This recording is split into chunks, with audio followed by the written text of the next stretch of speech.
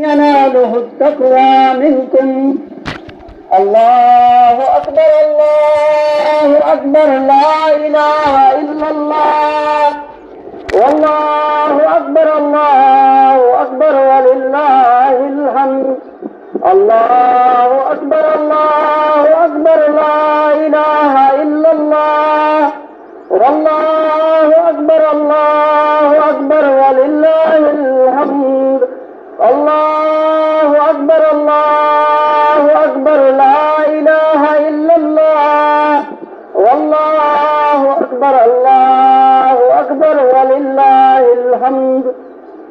برادران इस्लाम,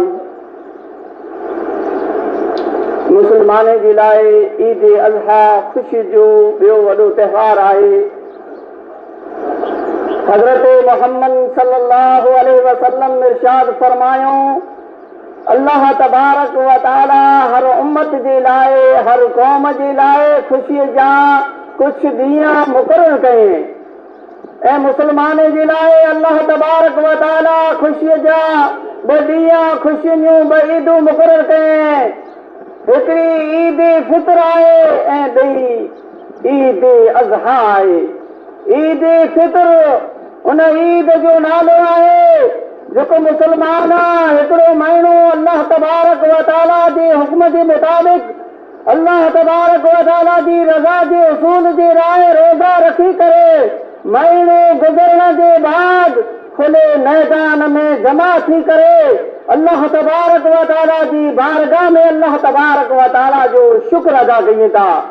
ऐं ईद अज़हा उन ईद खे चयो वञे थो जेको हज जे बाद 2 ज़िलहिज हिन ॻाल्हि जी यादि ताज़ा करण जे लाइ मुसलमान मनाइनि था त हिन ॾींहुं अल्लाह जे हिकिड़े नेक बंदे हज़रत इब्राहिम खलील अलैहिस्सलातु वस्सलाम अल्लाह जे हुक्म वठे, अल्लाह जी रज़ा जे उसूल जे लाइ पिंड जे पुत्र खे अल्लाह तबारक व तआला जी बारगाह में क़ुर्बान करण जो अज़्म करे ॾिनो हो, पुख़्तो इरादो करे ॾिनो. हज़रत मोहम्मद सल्लल्लाहु अलैहि वसल्लम इरशाद फरमायो, मा हाज़िहिल अज़ाई सुन्नत अबीकुम इब्राहीम. ऐं इंसानो आखे मालूम आहे, आखे ख़बर आहे त ही क़ुर्बानियूं कुरो आहिनि. फरमायो त ही आजे पिया हज़रत इब्राहीम अलैहिस्सलाम जी सुन्नत खे ताज़ा करणु आहे. हज़रत इब्राहीम अलैहिस्सलाम जी सुन्नत खे ज़िंदा रखणु आहे. हज़रत इब्राहीम खलील अलैहिस्सलातु वस्सलाम अल्लाह जे उन्ही बरगुज़ीदा बंदे में जावा हिकिड़ो हो जंहिं अल्लाह जी रज़ा जे हुसूल जे लाइ पिंड जो सभु कुझु अल्लाह तबारक व तआला जी बारगाह में लुटाइण जो इरादो फरमाए ॾिनो हो. अल्लाह तबारक व तआला पिंड जी मुक़द्दस किताब क़ुरान मजीद में जेतिरो पिंड जे खलील जो हज़रत इब्राहीम अलैहिस्सलाम जो मोहब्बत सां तज़किरो कयो हुयो, ज़िक्र कयो हुयो, एतिरो न ॿिए कंहिं नबीअ जो, न ॿिए कंहिं रसूल जो, न ॿिए कंहिं इंसान जो तज़किरो कयो हुयो. घणे नबीअ जो ज़िक्र क़ुरान मजीद में आयो आहे, लेकिन इब्राहीम खलील अलैहिस्सलातु वस्सलाम जे तज़किरे में प्यार जी हिकिड़ी मिठास पाई वञे थी. हिन जो सबबु कहिड़ो आहे, हिन जी वजह कहिड़ो आहे, ख़ुदा वंद करीम हिन जो सबबु पिणु हिन जे क़ुरान मजीद जे अंदरि बयानु फरमाए छॾियो. अल्लाह तबारक व तआला फरमाए, वाइद बितला इब्राहीम रब्बुहु बिकलिमातिन फातम्महुन्न. इब्राहीम खे ही मकाम, इब्राहीम खे ही मर्तबो एतिरे जे लाइ मिलियो त जंहिं क़दर आज़माइश इब्राहीम अलैहिस्सलाम मथे विधियूं वयूं, एतिरियूं आज़माइशूं ॿिए कंहिं नबीअ मथे, ॿिए कंहिं रसूल मथे न विधियूं वयूं. लेकिन इब्राहीम हू जलीलुल क़द्र पैगंबर हो, हू जलीलुल क़द्र इंसान हो जो एतिरियूं लातादाद आज़माइश ऐं इम्तिहान में कामयाब थी वियो. हज़रत इब्राहीम अलैहिस्सलाम जे घर को औलाद न हुई, उन पिंड जे रब वटां पुत्र मङे. अञा अल्फाज़ ज़बान मां जुदा न थिया हुआ.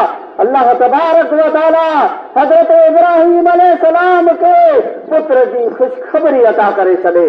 जॾहिं पुत्र पैदा थियो त अल्लाह तबारक व तआला आज़माइश में विधे त न्यारिया आऊं परीक्षा गिना, आऊं टेस्ट गिना, आऊं इम्तिहान गिना त मुंहिंजो इब्राहीम पोड़ा पेटे बच्चो पाए करे मूंखां गाफ़िल त न आई थी वियो, मूंखे भुली त न आई वियो। अल्लाह तबारक व तआला चए, ऐ इब्राहिम, जे बच्चे तुंहिंजे घर खे रौनक बख़्शे, जे बच्चे तुंहिंजे घर खे बहितरीन बनाए, ऐं इब्राहिम उनखे पिंड जी हंज में खण, गोद में खण ऐं वादीअ गैर ज़ी ज़रा मथे वञ, जेत दूर दूर ताईं पाणी न हुए, जेत कोई छांयो वारो वण न हुए, जेत कोई पब्लिक न हुए। ऐं इब्राहिम उनखे सहरा जे हवाले करे छॾ, ऐं इब्राहिम इन पुट खे जंगल जे हवाले करे छॾ। इब्राहिम अलैहिस्सलाम अल्लाह जो हुकुम सुने ऐं चए, अल्लाह पुत्र ॾिने पण तोए, अल्लाह पुत्र मङे पण तोए, ऐं अल्लाह तुंहिंजे तामील जे लाइ आउं हाज़िर आहियां। पुत्र के खए हाजिरा के साथ कोठे ऐं उन मैदान जी तलाश में, उन बयाबान जी तलाश में निकिरी पिया जिते मीने ताईं न को पाणी हुए, न को सायादार छांयो वारो दरख़्त हुए। पोइ बैतुल्लाह जे पड़ोस में पुॻा, 40 मील दूर दूर ताईं न को पाणी जो नालो निशान हो, न को सायादार छांयो वारो को वण हो। समझे त इहा ज बस्ती आहे जिते रब मूंखे पुत्र छॾण जो हुकुम ॾिने। पुत्र के खएं हाजिरा के साथ कोठे। हज़रत इब्राहिम अलैहिस्सलाम उठ मथे सवार आहे। हाजिरा हैरान ऐं परेशान आहे, जहिड़ो पुत्र खे छॾे उन वादीअ गैर ज़ी ज़रा में रवानो थिए थो, उन जंगल में रवानो थिए थो, तर हाजिरा परेशान आहे। चए थी मूंखे त कीअं पर ख़बर न आई। हज़रत हाजिरा जे पोते फरमाए त मुंहिंजी दादी अम्मा फरमाए, ऐ इब्राहिम, इब्राहिम पलटी करे ॼाण पर गवारा न कए। पोइ आवाज़ ॾिने, वरी को पर इब्राहिम जवाब न ॾिने, वरी आवाज़ ॾिने। हज़रत हाजिरा जी अखी में लुक जारी थी विया।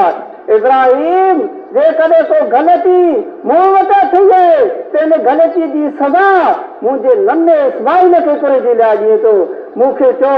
पोइ इब्राहिम पलटी करे ञाण पर गवार न कए, पांव मुड़ी करे पे ञाण गवार न कए।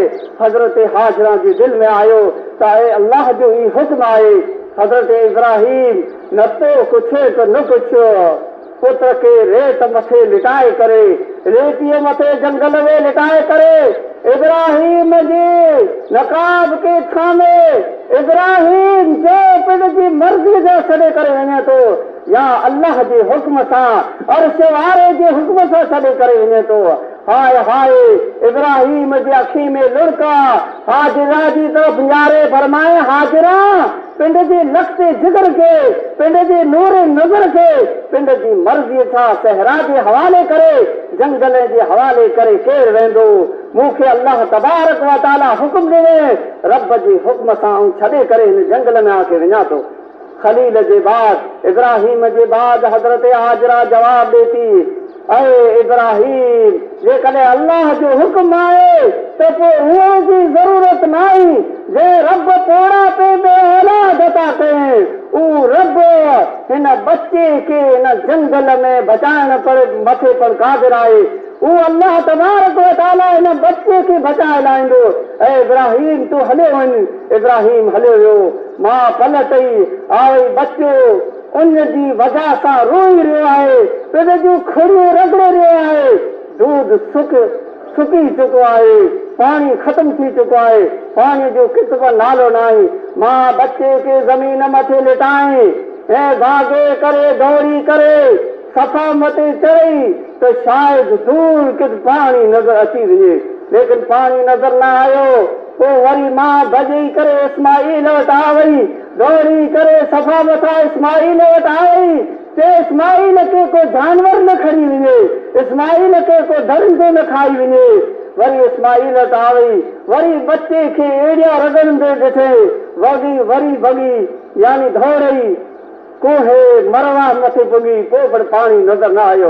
वरी पलटे यानी 7 चकर लॻाए ॿी डूंगर जे दरमियान, ॿी डूंगर जे विच में 7 चकर हज़रत हाजिरा पाणी जे लाइ लॻाए।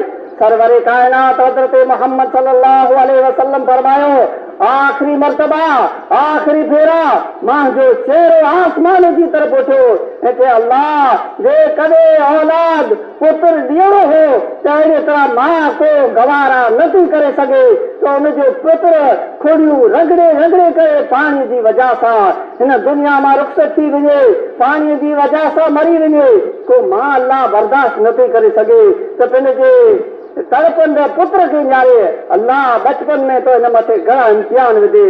ऐं अल्लाह आऊं पंहिंजे मासूम खे पंहिंजे लखते जिगर खे हीअं एड़ियूं रगड़े करे हीअं खोड़ियूं ज़मीन मथे हणी करे नथी ॾिसी सघां। पोइ ऐं अल्लाह हिन जे लाइ पाणी क्या खणी करे अचां। हज़रत मोहम्मद सल्लल्लाहु अलैहि वसल्लम फरमायो मां जी चीख हज़रत हाजरा जी चीख अर्शे मुअल्ला ताईं पुॼी आसमाने खे फाड़े करे आसमाने खे चीर करे जिब्रील अमीन खे हुकुम हो त ऐ जिब्रील वञ बच्चे जी खुड़ीअ हेठां उन चश्मे खे जारी करे छॾ जेको क़यामत ताईं जारी रहे। हाजरा पलटी करे आ वई न्यारे त इस्माईल जी खुड़ीअ हेठां इस्माईल जी खुड़ीअ जी रगड़ हुन ज़मीन में थींदो पैदा करे छॾे, हुन ज़मीन में शिगा पैदा करे छॾे जे शबाख खे साइंस जे दौर में मशीन जे दौर में पण पैदा करणु मुश्किल आहे। पाणी जो फुआरा निकिरिया सरे वरे काइनात हज़रत मोहम्मद सल्लल्लाहु अलैहि वसल्लम फरमायो बे इख्तियार हज़रत हाजरा चए ज़म ज़म ऐं पाणी रोकी वञ ऐं पाणी ठहरी वञ। मुंहिंजो आका फरमाए थो जे कॾहिं मुंहिंजी मां हज़रत हाजरा पाणीअ खे रोकण जो हुकुम न ॾे, पाणीअ खे हुकुम न ॾे त सॼो अरब सैराब थी वञे, पाणी ख़तम न अचे। इस्माईल जी एड़ीअ सां इस्माईल जी खुड़ीअ सां उहो ज़म ज़म जो चश्मो निकिरियो। मुंहिंजे नबी सल्लल्लाहु अलैहि वसल्लम फरमायो उन जो पाणी पी करे ज़म ज़म जो पाणी पी करे जेको अल्लाह तबारक व तआला वटां रिज़्क़ जी दुआ मांगे अल्लाह रिज़्क़ ॾेई सघे थो, जेको अल्लाह तबारक व तआला वटां इल्म जी दुआ मांगे अल्लाह इल्म ॾेई सघे थो, ऐं जेको पाणी पी करे बीमारीअ खां शिफ़ा जी दुआ मांगे अल्लाह तबारक व तआला हुन पाणीअ जी वजह सां हुन दुआ जी वजह सां हुनखे शिफ़ा ॾेई सघे थो। उहा बस्ती आबाद थी वई, उहो बयाबान जंगल आबाद थी वियो, बच्चो वॾो थियणु लॻो, बच्चो धोअणु लॻो, बच्चो कूदणु लॻो, बच्चो रांदि वठणु लॻो। आसमान जी तरफ़ खां हिकिड़ो हुकुम हो त ऐ इब्राहिम जंहिं बच्चे खे अरब जो रेगज़ार ख़तम न करे सघियो, अरब जो जंगल ख़तम न करे सघियो, उनखे ॿिन पंहिंजे हथे सां ख़तम कर। अल्लाह मिलण जो मौक़ो पिण ॾिने, साथ ही हुकुम पिण अता फरमाए इब्राहिम खे चए इब्राहिम ॿिन पंहिंजे पुत्र जे मुंहं खे न्यारे करे पंहिंजी अखी खे थधो कर ऐं उनखे ज़बह कर। लेकिन उहो पण इब्राहिम हो, मामूली इंसान न हो जेको हिकिड़े इम्तिहान में पांव वठी वञे, हिकिड़ी परीक्षा में पांव वठी वञे। उहो इब्राहिम हो इस्माईल अलैहिस्सलाम खे न्यारे बैतुल्लाह जे सहन में रांदि वकी रहियो आहे। एतिरो ख़ूबसूरत मंज़र चश्मे फलक कॾहिं बड़की न ॾिठे हुए। निगाह पई अॻियां वधियो पुत्र खे सॾु कयईं चए ऐं पुत्र आऊं तुंहिंजो पीउ आहियां। हज़रत इस्माईल चए थो ऐं पीउ मूं तोखे सुञी कयो आहे मुंहिंजो पीउ आहीं। पोइ हज़रत इब्राहिम चए थो ऐं पुत्र इन्नी अरा फिल मनाम अन्नी अज़बहुक फंज़ुर माज़ा तरा। पुत्र हीअ मुलाक़ात निंढड़ी आहे, हीअ मुलाक़ात चंद मिंटनि जी आहे, हीअ मुलाक़ात चंद घंटनि जी आहे। बाबा कुरो ॻाल्हि आहे, मुलाक़ात मुख़्तसर कुरे जी लाइ, मुलाक़ात थोरी कुरे जी लाइ। हज़रत इब्राहिम चए थो त ऐ इस्माईल अल्लाह तबारक व तआला ही चए त आऊं तोखे पिंड जे हथे सां ज़बह कयां। क़ुरान छा अल्फाज़ ऐं टीहों पारो आहे। अर्श वाले हिन ॻाल्हि खे क़ुरान मजीद में नक़ल कयईं। क़ुरान मजीद में अल्लाह तबारक व तआला नौट कयईं फरमान ऐ इस्माईल तुंहिंजे ज़बह जो हुकुम थियो आहे, तुंहिंजे क़ुर्बानी जो हुकुम थियो आहे, तुंहिंजी राय पुछणु चाहियां थो, तुंहिंजो मशवरो ॾियां थो। हाय हाय इस्माईल पण मामूली इंसान न हो।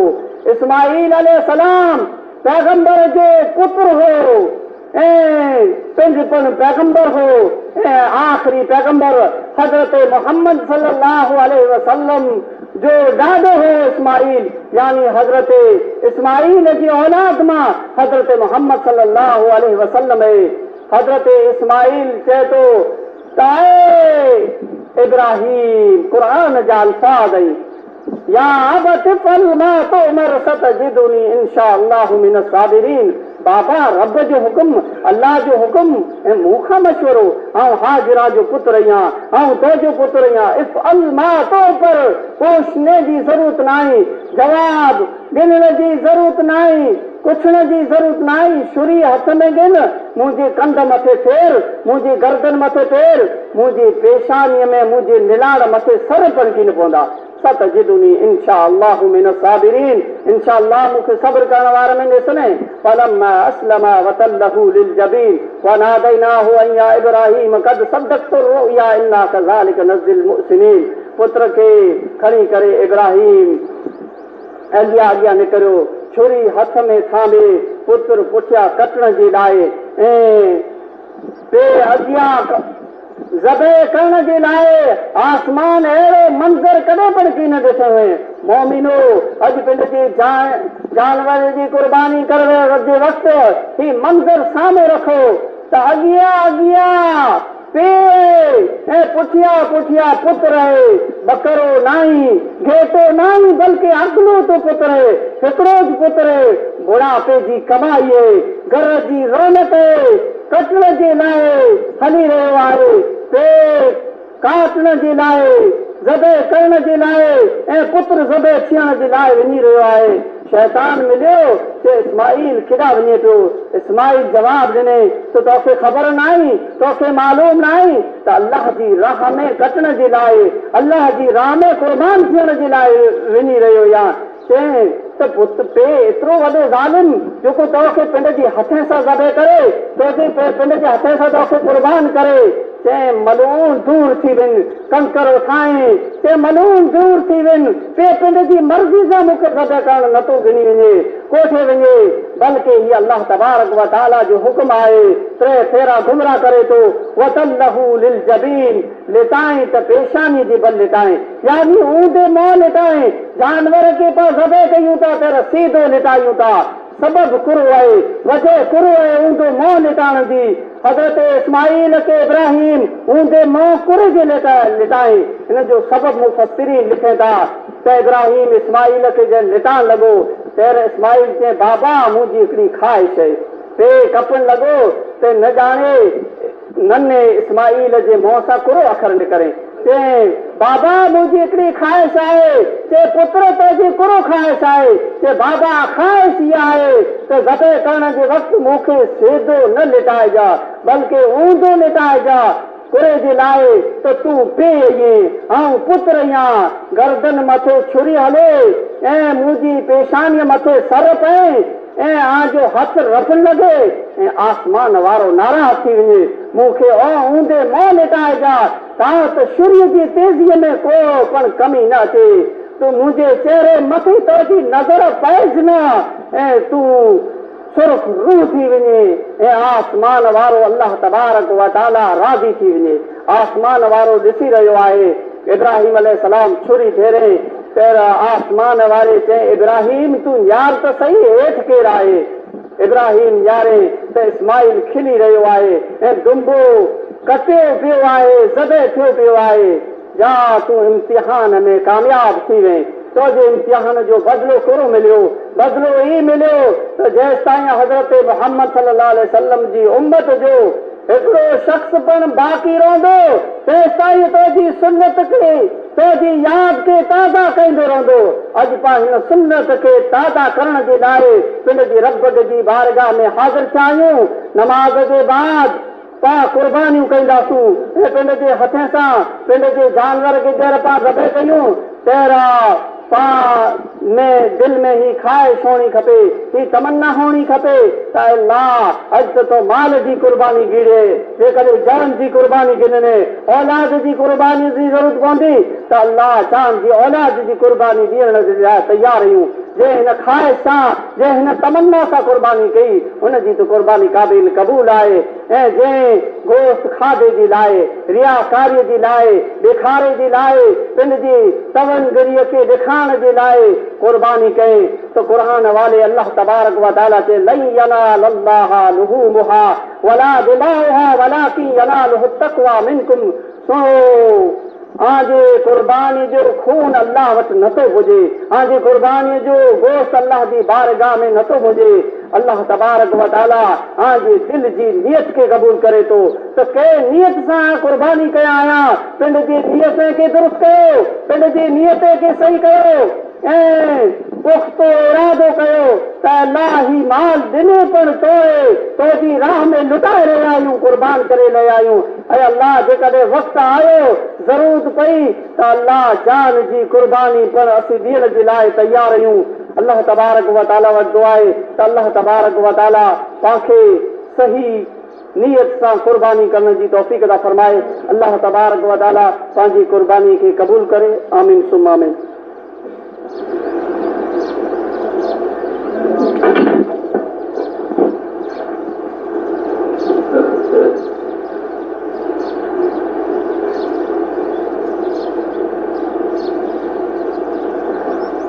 अल्हम्दुलिल्लाहि रब्बिल आलमीन अर्रहमानिर रहीम मालिकी यौमिद्दीन इय्याका नअबुदु व इय्याका नस्तईन इहदिनस सिरातल मुस्तकीम सिरातल लज़ीना अन्अमता अलैहिम गैरिल मग़ज़ूबि अलैहिम वलज़्ज़ालिन।